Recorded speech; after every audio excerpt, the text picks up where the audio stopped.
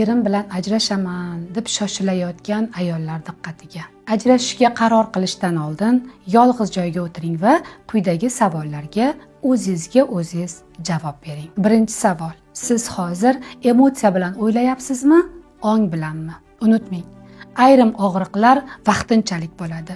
Qaroringiz butun umringizga ta'sir qiladi. Ikkinchi savol: siz bu munosabatni tuzatish uchun nima qildingiz? Kutib yig'lab o'tirdingizmi? Eringizni aybladingizmi? Yoki haqiqiy muloqot qilishga harakat qildingizmi? Uchinchi savol: aslida siz nimadan qochyapsiz?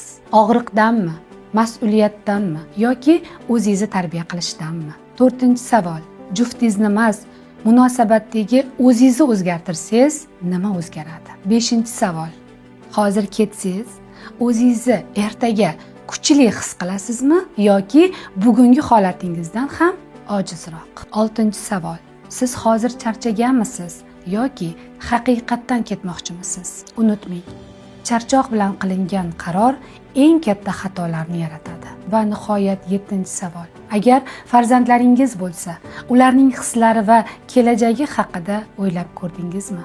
Yodda tuting, ajrashish doim ham yechim emas.